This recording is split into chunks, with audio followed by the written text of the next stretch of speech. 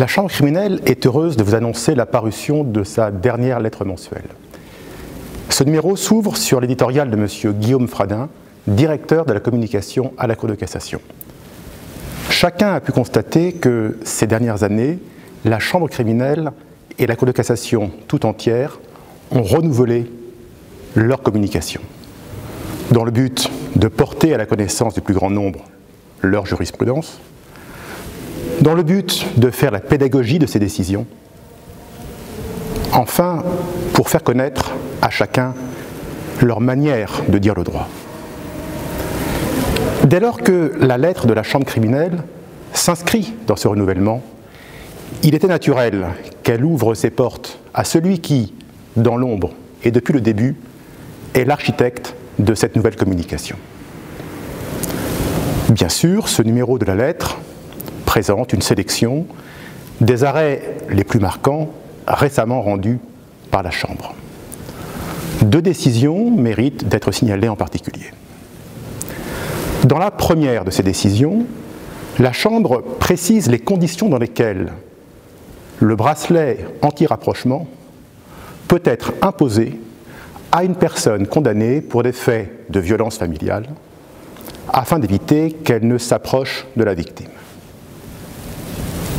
Le principe est que le port du bracelet peut être imposé à la personne condamnée pour des faits de violence volontaire commis sur son conjoint, son concubin ou encore son partenaire lié par un PACS, sans qu'il soit nécessaire que cette circonstance aggravante ait été retenue par la décision de condamnation.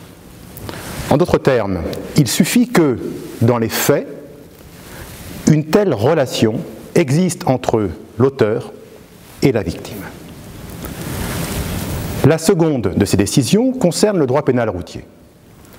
Chacun sait en effet que, en cas de conduite sous l'empire d'un état alcoolique, le préfet peut prononcer la suspension du permis de conduire et la durée de cette suspension sera déduite de celle de la suspension susceptible d'être prononcée par le tribunal au moment de la condamnation. En revanche, la Chambre criminelle a jugé que si le préfet ne prononce pas une telle mesure, mais simplement une restriction du droit de conduire limitée aux véhicules équipés d'un éthylotest anti-démarrage, la durée de cette mesure ne s'imputera pas sur celle de la suspension judiciaire parce que l'une et l'autre de ces mesures sont de nature différente. Chacun pourra constater que ces deux arrêts portent sur des questions totalement différentes l'une de l'autre, ce qui est un indicateur de la grande diversité des sujets dont a à connaître la Chambre criminelle. J'espère que ces deux décisions donneront envie à chacune et chacun d'entre vous de découvrir davantage encore cette diversité en consultant ce 30e numéro de la lettre, dont je vous souhaite par avance une très bonne lecture.